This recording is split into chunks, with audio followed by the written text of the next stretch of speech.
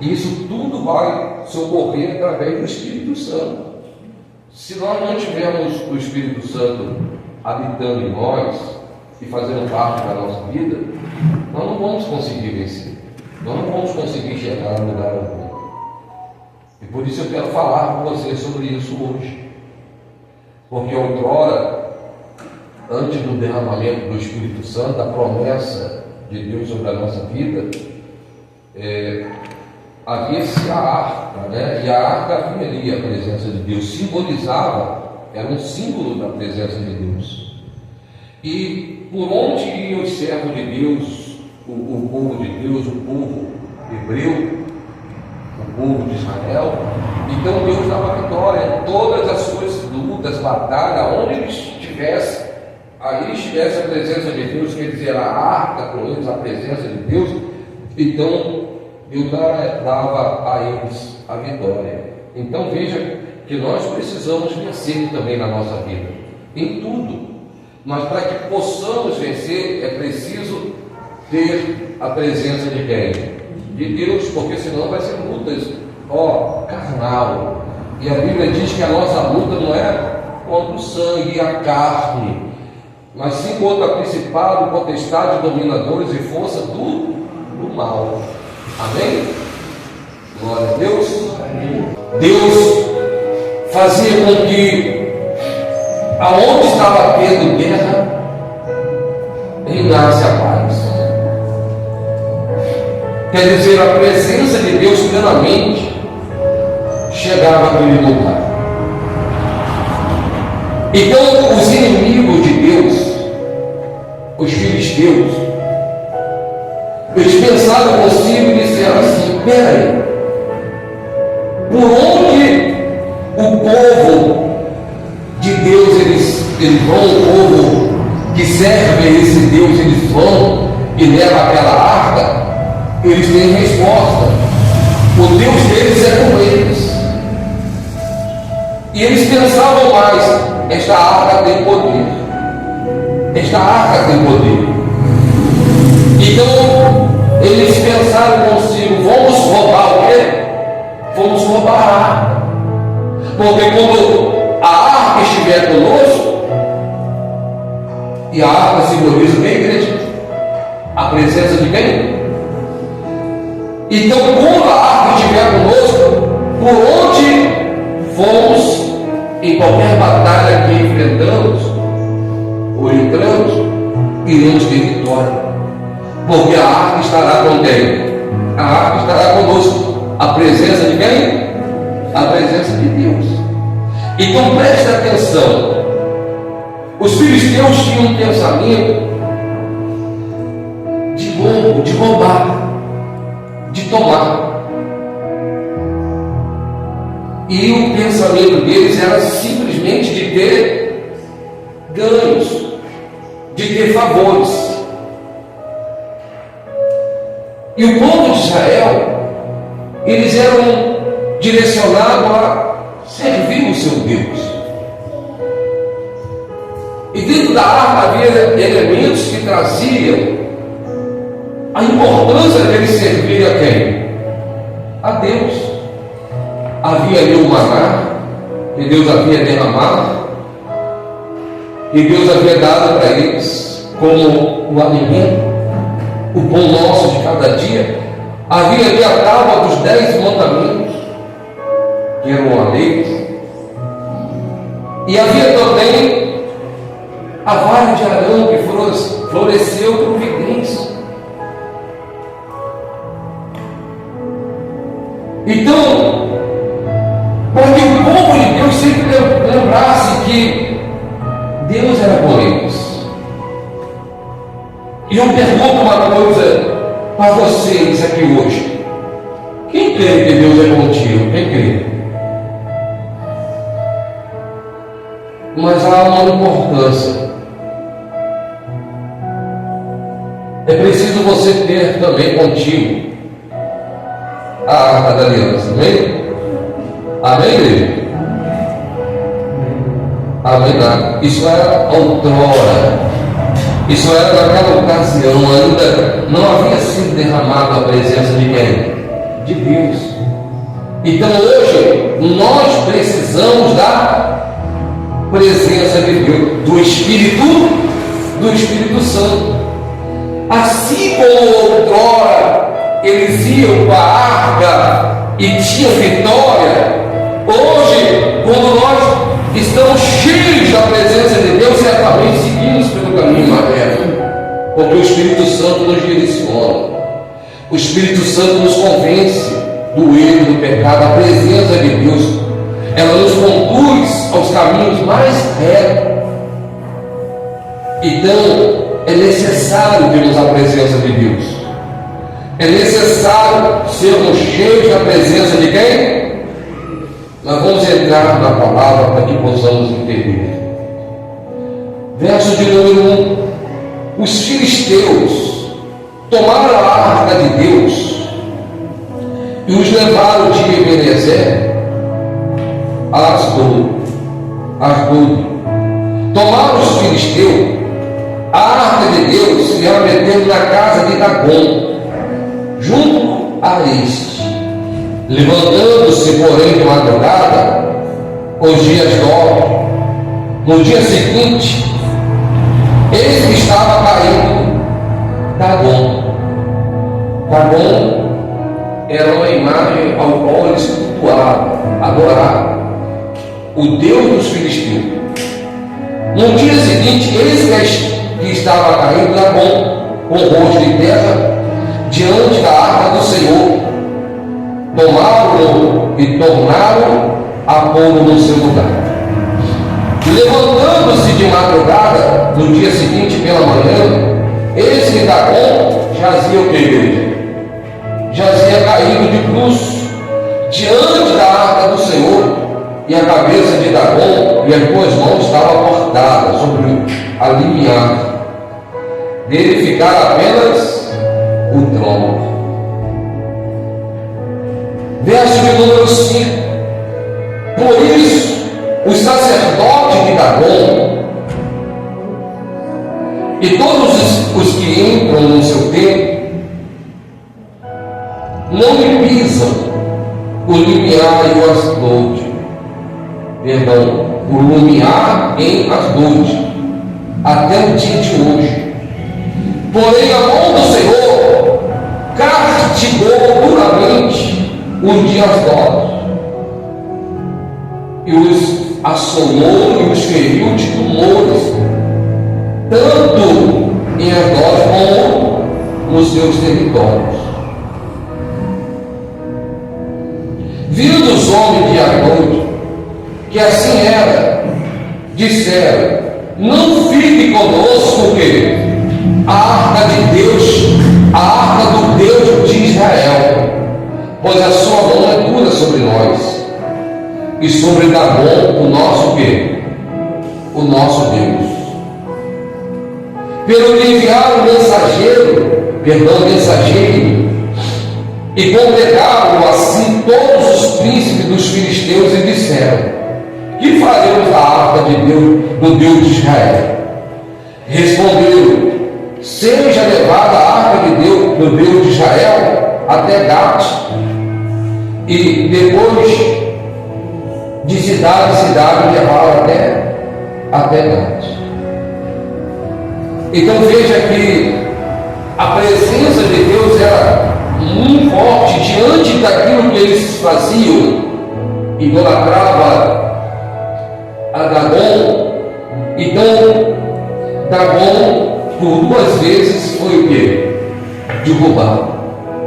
Mas ainda assim eles não colocaram o apoio, a força e reconheceram o poder de Deus. Mas eles tinham a arca simplesmente como um amuleto, como algo mágico. Eles tinham a arca como se a arca pudesse trazer para eles qualquer benefício que eles pedissem, que eles fizessem.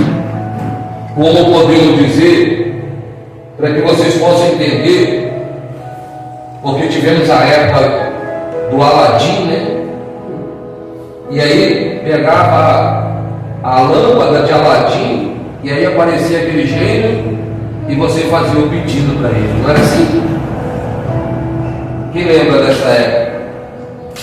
Então, os filisteus tinham a arca praticamente desta forma, em que eles pegassem, iam lá e venciam as suas batalhas, e aonde eles colocassem, ali haveria bênção. Mas não era bem assim, porque havia dentre eles o quê? Idolatria. Havia dentre eles algo abominável ao Senhor, e a presença de Deus é que estava ali agora. Então, aonde está a presença de Deus, o mal não pode o quê? Permanecer, o pecado não pode permanecer. Por isso que Jesus, ele falou que pela árvore se conhecem os seus frutos. Amém? Amém, igreja? Amém, nada. Pelos seus frutos se conhece o quê? A árvore.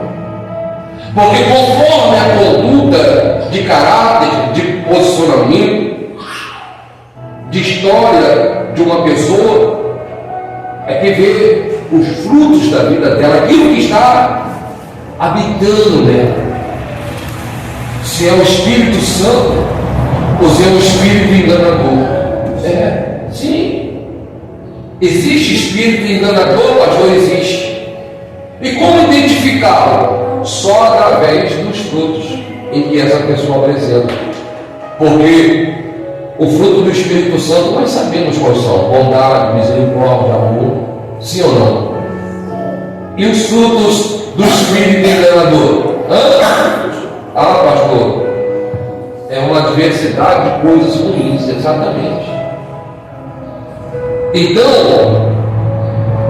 o Espírito Santo estava ali habitando agora, e eles perceberam que algo estava de errado, mas eles não sabiam discernir que era a presença de Deus que estava dentro deles, e não coabitava com aqueles erros.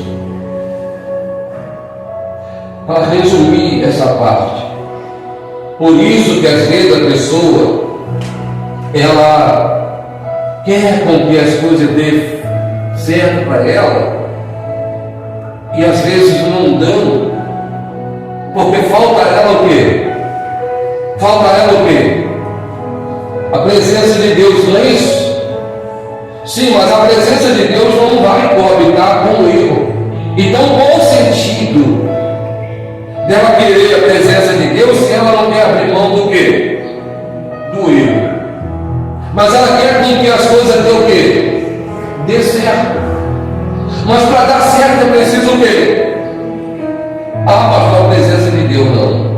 Para dar certo é preciso primeiro você abrir mão dos erros. Para dar certo é preciso você abrir mão do pecado, do erro, ao qual você sabe lucidamente que é um erro da sua parte. Mas pastor, o Senhor está apontando o dedo para mim? Não estou apontando o dedo para ninguém. Eu também sou pecador, conforme todos nós somos. Mas nós evitamos viver na prática do pecado. Então, dando continuidade, eles queriam abrir mão, porque disseram assim: tem alguma coisa errada, vamos abrir mão. É como a pessoa que hoje se afasta, ela está praticando tudo errado, mas ela não quer abrir mão do quê?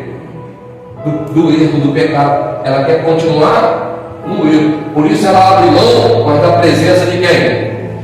Ela abre mão de quem? Da presença de Deus. Então era isso que eles queriam fazer: se livrar do quê? Se livrar da árvore. Então vamos lá. E levaram até Gades. Gades também era um território pertencente aos filisteus. Verso 9. Depois de ter levado a mão do Senhor foi contra aquela cidade, com um grande terror, pois feriu os homens daquela cidade, desde o pequeno até os grandes, e lhe nasceram tumores. Os que não morreram, Os homens daquela cidade, quando morreram, ficaram numa condição lamentável. Então, verso de número 10. Enviar a arca de Deus é bom. Hebrom também é no território dos filisteus. Sucedeu, porém, que lá, chegando, os amonitas exclamaram, dizendo: transportaram até nós a arca do Deus de Israel para nos matarem, e a nós e o nosso povo. Eles já estavam sabendo do quê? Eles já estavam sabendo dos ocorridos que havia acontecido lá. Então ele falou: não quero não, aqui não, não traz essa arma para cá não. Quem está entendendo? É quando a pessoa está agarrada num pecado e ela não quer o quê? Abrir mão do pecado.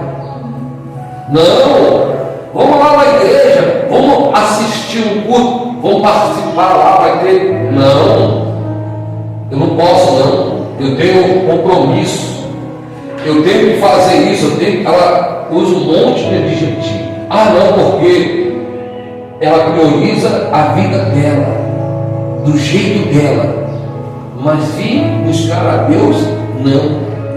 Então o povo de Hebrom, da cidade de Hebrom, disse: nós não queremos a arca aqui não, porque já sabia dos filhos.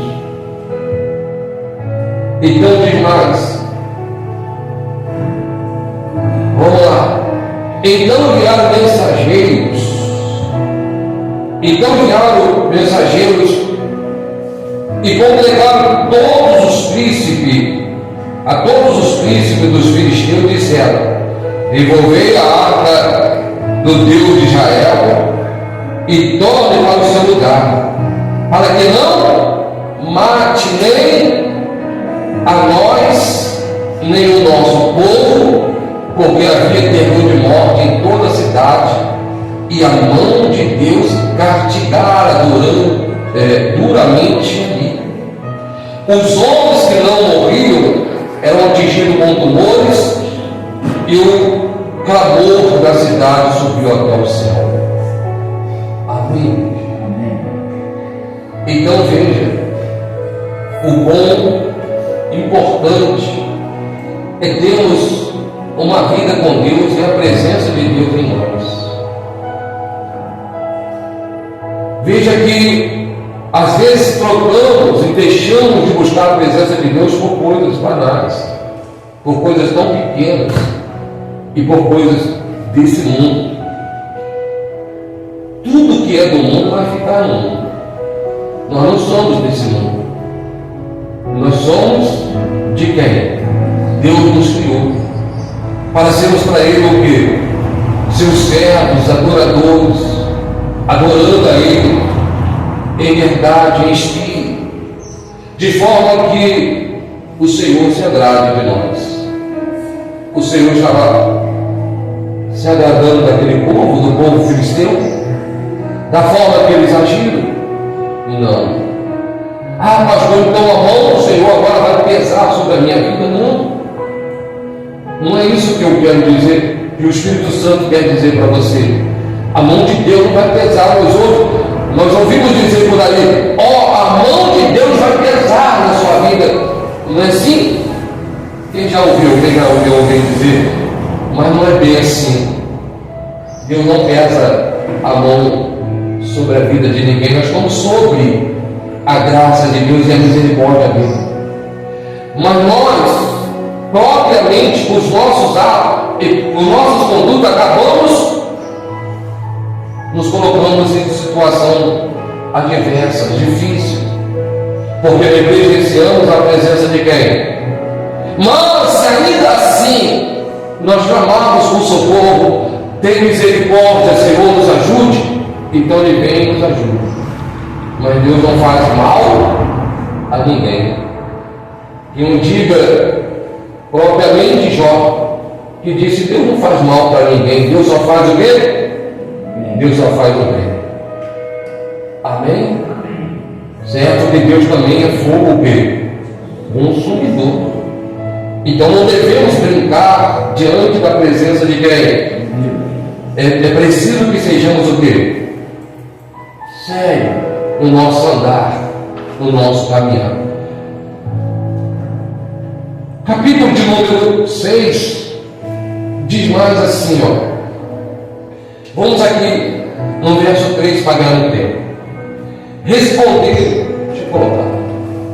Responderam eles, quando enviares a arca de Deus, do Deus de Israel, não enviareis vazia, porém enviá-la-ás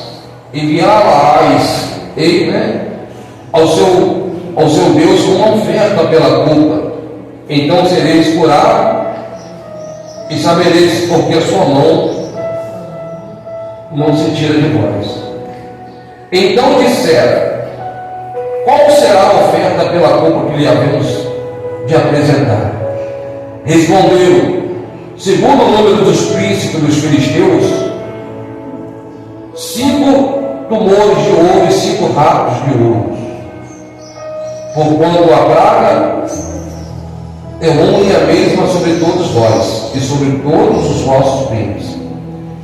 Fazei uma imitação dos vossos tumores e dos vossos ratos, que andam destruindo a terra, e dai glória ao Deus de Israel.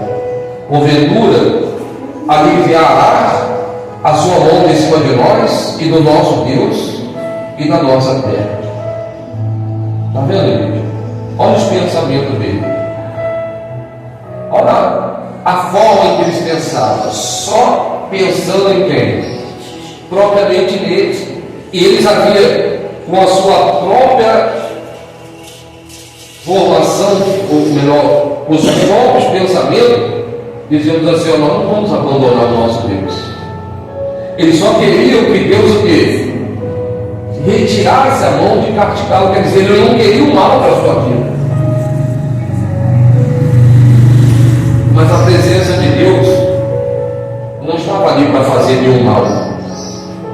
O mal estava neles, pela conduta deles, pela forma deles agir, pela forma dos seus o quê? Pensamentos. Ele não estava disposto a abrir mão da idolatria, não estava disposto a abrir mão dos seus erros, dos seus, enfim.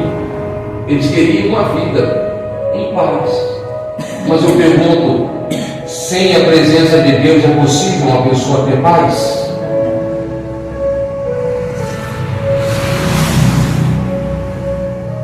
Ela pode ter momentos de paz, mas a paz, como Davi mesmo diz, 1000 cairão ao meu lado, 10.000 à minha direita, eu não serei o quê? Atingido. Está sobre a guarda, da proteção de Deus. É algo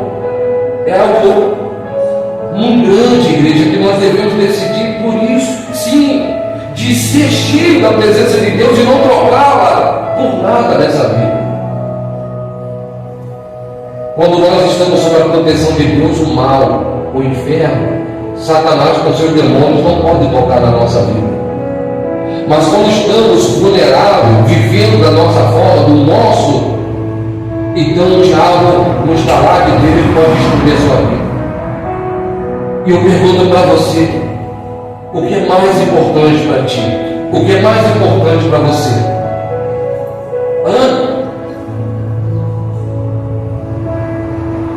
Talvez você diga assim: não, a minha vida. Porque é muito bom uma pessoa, ela estar plenamente sã, com saúde, ouvindo, falando, vendo, andando. Você já imaginou pessoas que agora estão no UTI, ou melhor, numa UTI intensiva, entubada, que não fala, que não ouve, que estão ali à mercê, só a misericórdia de quem? Mas você está aqui hoje e pode decidir a sua quê? A sua vida, pode decidir a sua história, pode decidir a história da sua família, mas você só precisa o quê? Se decidir, ou viver a sua vida conforme os filisteus queriam, paz, do jeito deles, mas fazendo tudo errado, ou você tendo uma vida com Deus com paz plena, mesmo enfrentando luta. Então vamos lá no verso de número 19, para ganharmos tempo. 6:19. Diz assim: a arca chega a Quiriate-Jearim. Antes a arca passou por Bet-Semes. Causou também danos, e isso já era um território próximo a Israel, próximo ao povo de Deus. Então a Bíblia diz assim no verso 19: feriu o Senhor os homens de Bet-Semes, porque olharam para dentro da arca do Senhor. Assim feriu deles 70 homens. Então o povo chorou por quanto o Senhor fizera tão grande um morticínio entre eles. Quer dizer, era para eles olhar para dentro da arca. Qual o nome disso, igreja? Desobediência. Pensei que você ia dizer curiosidade, né? Também, né? Por ser curioso, eles foram lá e desobedeceram.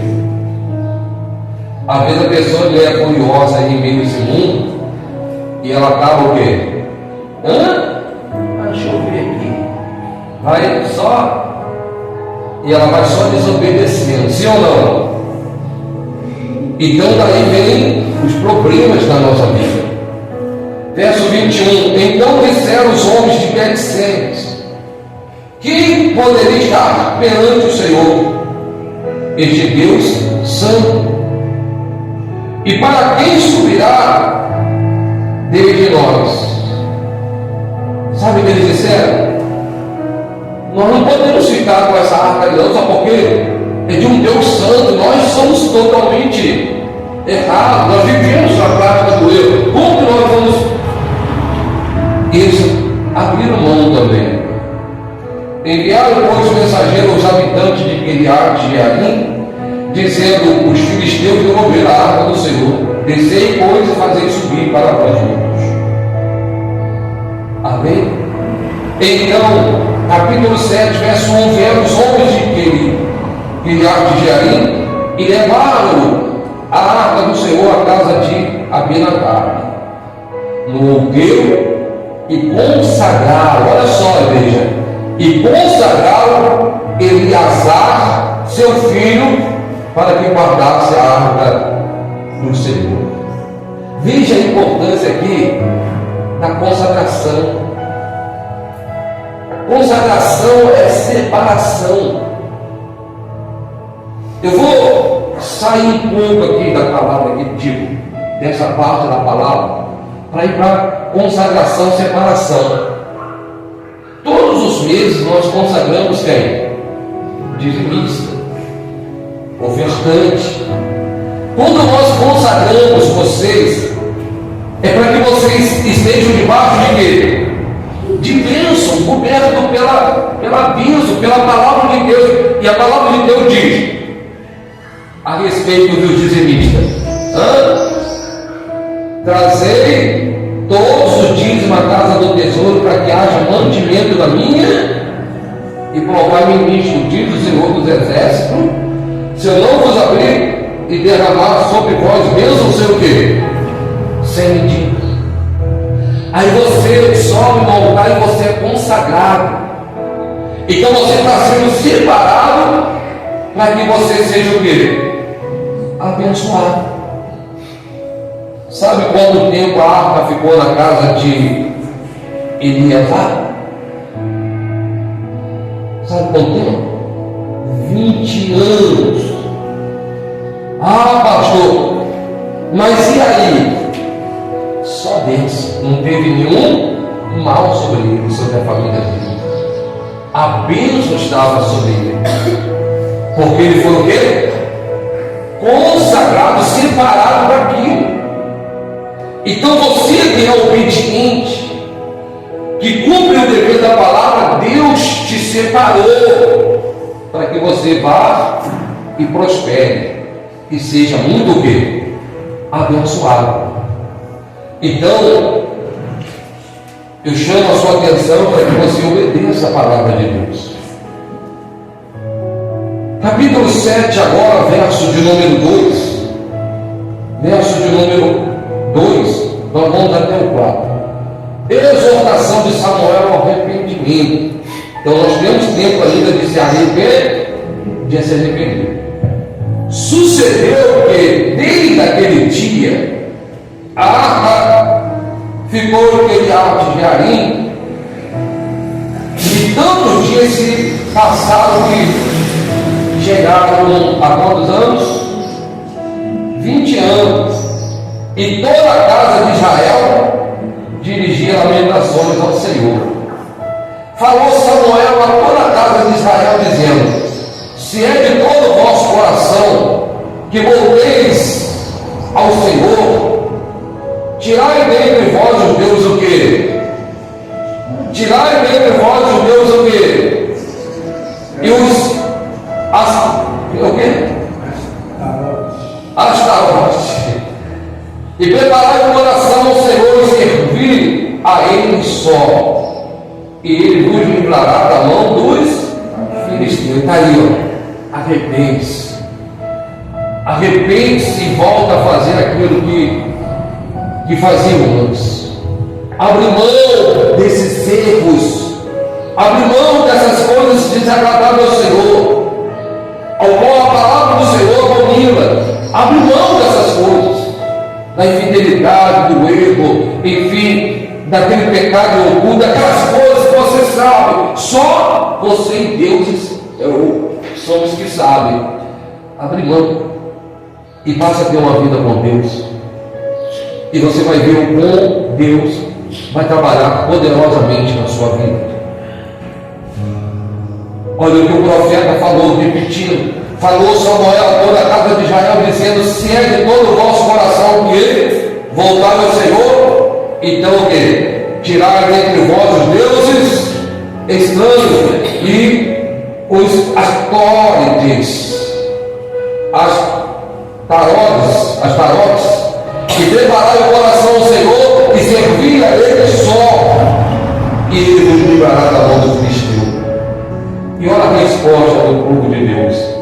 Então os filhos de Israel tiraram dentre si as imagens, e os asterotes, e serviram a quem, igreja?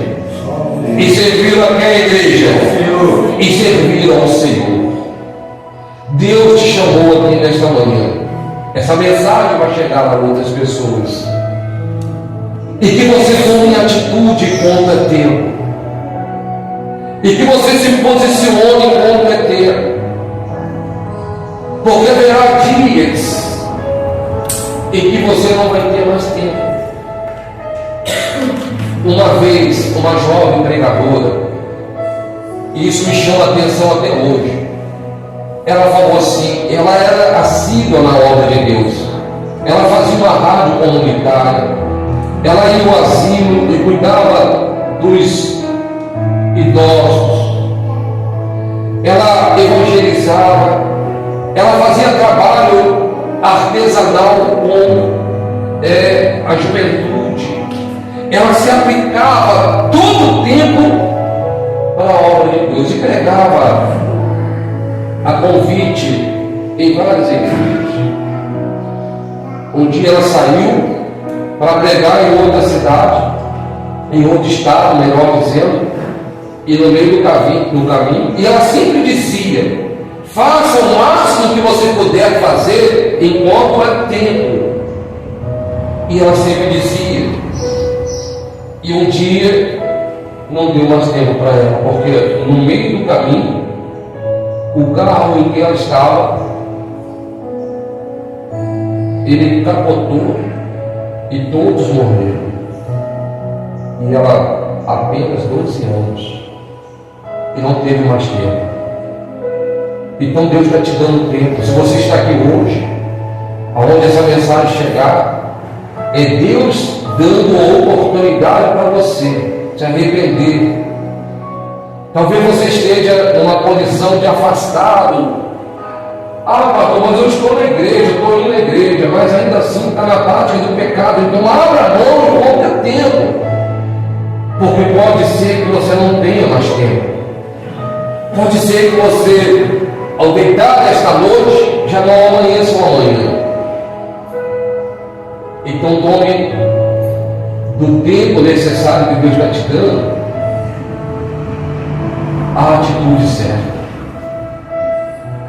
de abandonar a vida que ao qual você possa estar vivendo infidelidade,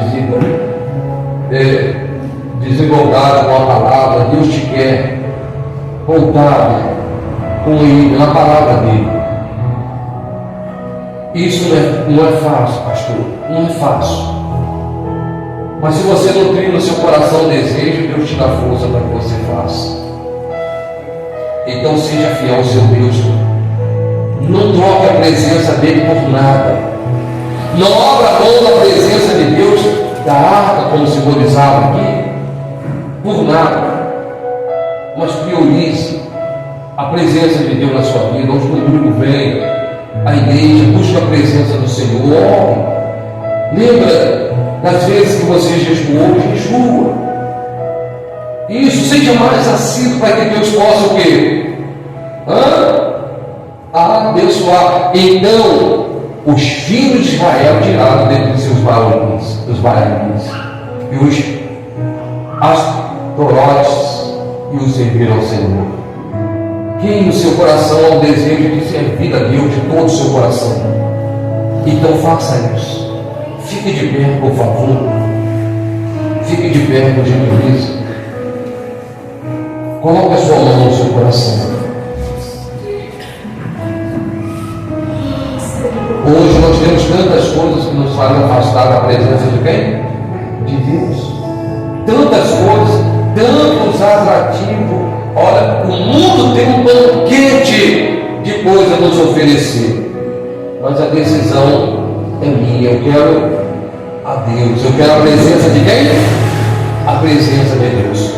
Então incline aí a sua cabeça. Faz assim, ó. Faz assim, ó. Fale com Deus aí. Fala, Senhor, eu quero ser fiel a Ti. Diga, eu quero andar com o Senhor. Diga, meu Deus, eu quero fazer aquilo que é o Teu querer, a Tua vontade, meu Pai.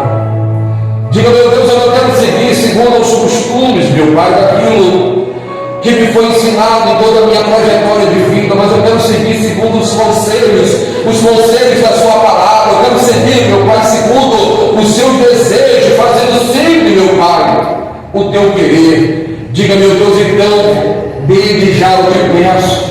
Diga, meu Deus, consagra a minha vida, meu Pai, com o Teu poder, com o Teu Espírito. Meu Deus, faça encher o meu coração, meu Pai, da Tua santa paz, da Tua alegria, meu Deus, do Teu amor. Meu Deus, faça-me nesta manhã, meu Deus, ser cheio de poder, para poder decidir, para poder tomar decisões, meu Pai, decisões da minha vida que vai mudar toda a minha história. É o meu desejo, Senhor. Diga, mas sozinho eu não vou conseguir. Diga, sozinho, meu Pai, eu não vou alcançar, meu Pai, aquilo que a Tua palavra ela me diz nessa manhã. Então por isso eu coloco a minha vida diante do Senhor. Eu coloco a minha vida diante de Ti, meu Pai. Diga, eu me arrependo. Diga, eu me arrependo, Senhor, dos meus pecados. Diga, eu me arrependo, meu Pai, de todas as falhas e erros que eu tenho cometido contra Ti. Às vezes que eu tenho negligenciado de estar diante do Senhor, tanto na oração, quanto, meu Pai, consagrando a minha vida no propósito de jejum, de estar na igreja. Todas as vezes, meu Deus, que eu errei contra Ti. Oh, meu Deus, tenha misericórdia, Senhor. Diga, tenha compaixão de mim, às vezes, que é aquilo que eu posso fazer com respeito à obra do Senhor, em seu favor, meu Pai, eu não faço, eu negligencio, eu faço aquilo que é